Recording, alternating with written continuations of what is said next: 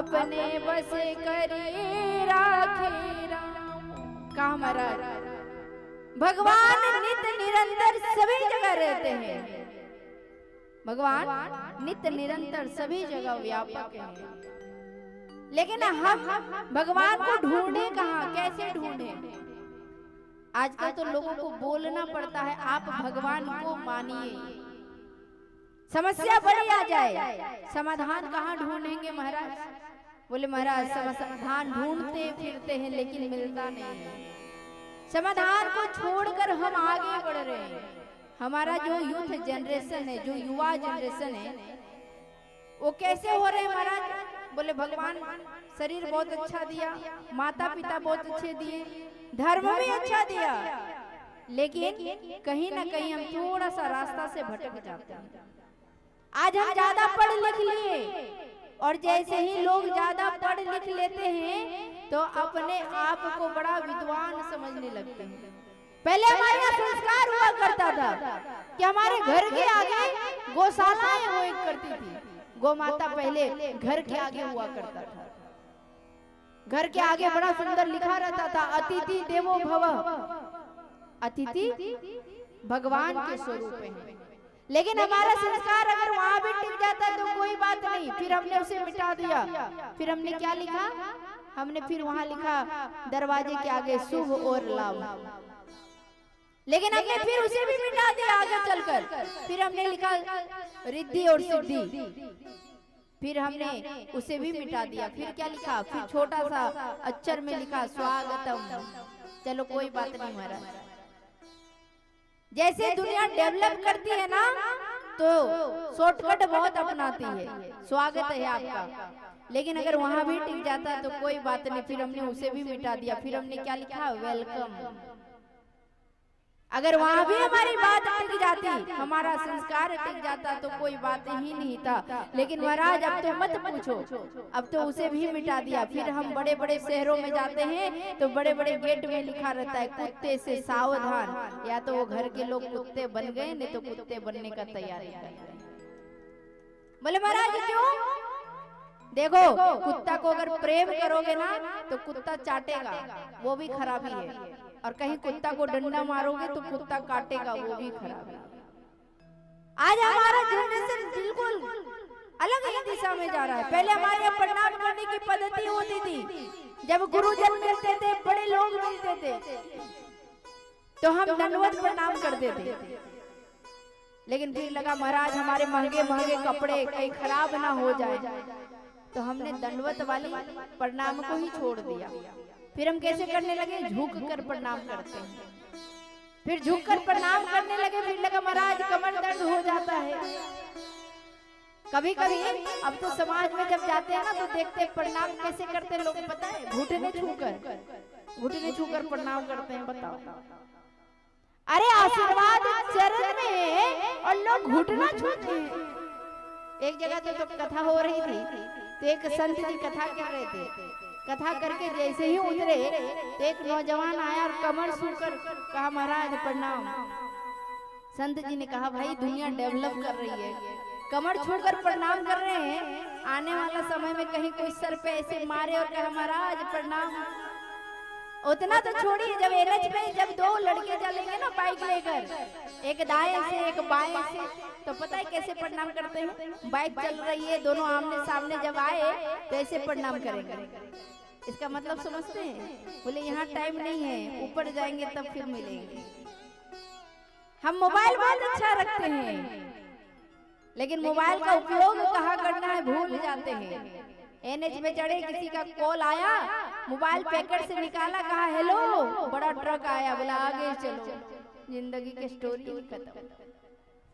अरे भैया एक नौजवान कथा से एक संत जी को गाड़ी में बैठाया और बैठाने के बाद कहा महाराज मेरी गाड़ी बिल्कुल नई नई है, अब चलो इसमें। संत जी ने सोचा भाई श्रद्धा से बैठाया है, एक बार जरा दोनों हाथ उठा के प्रेम से बोलेंगे राधे राधे।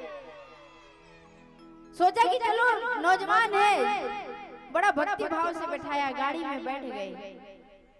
संत जी आगे चल रहे थे, चलते चलते उन्होंने देखा बड़ा सुंदर रास्ते में मंदिर मिला। संत जी ने उस नौजवान से कहा कि अरे भैया थोड़ा सा रुक जाओ। नौजवान ने कहा बाबा रुकना क्यों है? कहा मंदिर में जाकर भगवान को प्रणाम कर लेते हैं। ध्यान से सुनिएगा, संत जी ने क्या कहा कि मंदिर है जाकर भगवान को प्रणाम कर लेते हैं। उस युवा पीढ़ी के नौजवान ने कहा बाबा भगवान तो सभी जगह रहता है, कहीं से भी प्रणाम कर लो। संत जी ने कुछ नहीं कहा।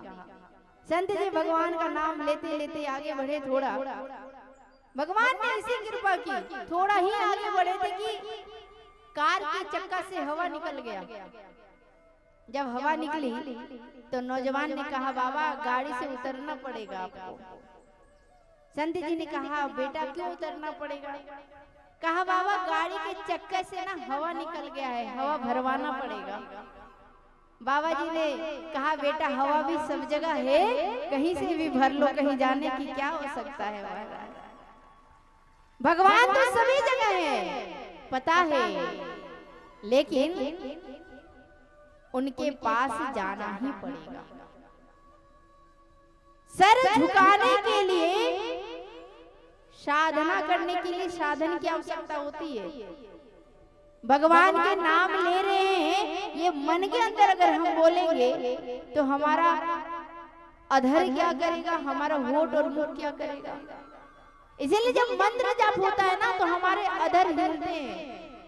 जिन्होंने गुरु दीक्षा लिया होगा कभी या कभी आप लोगे तो गुरु जी आपको बोलेंगे कि बेटा मंत्र जाप ऐसा करना कि आपका होठ तो हिले लेकिन कान नहीं सुने। क्यों?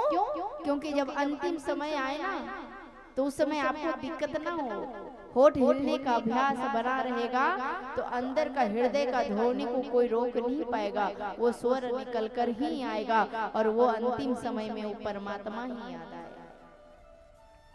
इसीलिए वो अभ्यासरत होना चाहिए जीवन में, इसीलिए सत्संग होना चाहिए।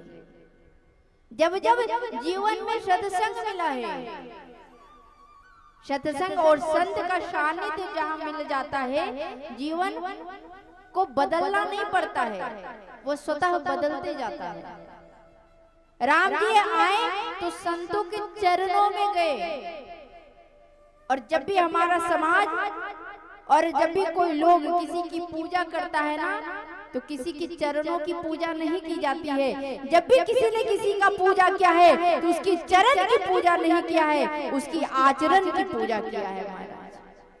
राम जी आए तो संत के चरणों में गए, राम जी पूजे गए, लेकिन वही रावण संत साधु संत के चरणों में नहीं गया, अहंकारी बन गया, अभिमानी बन गया। तो राम कथा क्या सिखाती है? विनम्रता सिखाती है, निर्मलता सिखाती है। और जिस दिन हृदय में निर्मलता आ जाए ना, जिस दिन हृदय में विनम्रता आ जाए तो कथा को कैसा सुनना? बोले संत चकोरे करहि जेहि पाना। बाबा गोस्वामी तुलसीदास जी कहते हैं कि राम कथा शशि किरण समाना, राम कथा शशि किरण समाना, संत चकोरे करहि जेहि पाना, संत चकोरे करहि जेहि पाना। कहा राम कथा कैसा है? शशि किरण समाना। और सुनना कैसा है? बोले संत चकोरे करहि जेहि पाना। बोले अगर आप कथा को सुनना चाहते हो तो चकोर बन जाइए। वैसे ही एक दिन शंकर भगवान को लगा महाराज कथा सुनना चाहिए, क्योंकि शंकर भगवान के इष्ट देव कौन? राम जी हैं। और लगा कि आज मुझे कथा सुनना चाहिए, तो शंकर भगवान आज सोचे। और इधर बाबा गोस्वामी तुलसीदास जी बड़ा सुंदर लिखने लगे कि शंकर भगवान के मन में विचार आया है कि राम कथा सुनना चाहिए, तो चले हैं कहाँ? बोले के बार त्रेता जुगे माही, के बार त्रेता जुगे माही, शंभु गए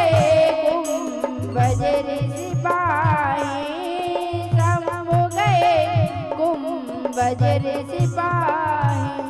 कहा क्या कि एक बार त्रेता युग माही और शंभु गए कुंभज ऋषि पाई। ध्यान से सुनिएगा कि अगर जीवन में सत्संग और भगवान के चरणों में जब हम जाते हैं ना तो कभी डिमोशन नहीं होता है, हमेशा प्रमोशन होता है।